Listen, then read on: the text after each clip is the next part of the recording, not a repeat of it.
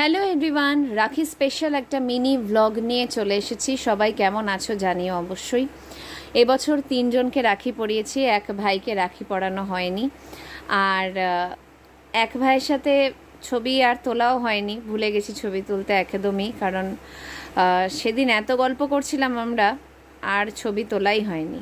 এই আমার প্রথমে যাকে দেখালাম সে আমার এক ভাই, আর এটা আমার দাদা।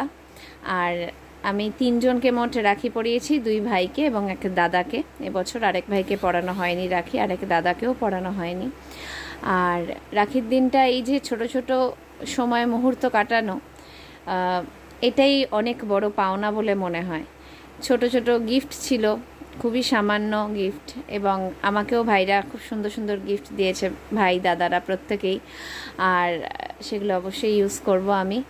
এবং এটা হচ্ছে আমার বাড়ির গাছের ছবি দিলাম, একটু ভাবলাম তোমাদের সাথে শেয়ার করি। দুটোই গাছ আছে, আরও আস্তে আস্তে একটু বাগান বানানোর ইচ্ছে আছে।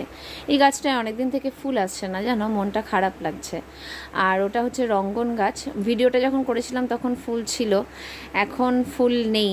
মানে রঙ্গন গাছে তো ফুল আসতে অনেকটা সময় লাগে, আর সাথে এই গাছটায় অনেক দিন ধরেই ফুল আসছে না। এবার মাঝে মাঝে এখন কলকাতার যা ওয়েদার, রোদ খুব কম সময়ের জন্য দেখা যাচ্ছে, তো এবার রোদ সেই অর্থে পাচ্ছে না, সেই জন্য আসছে না কিনা ফুল জানি না।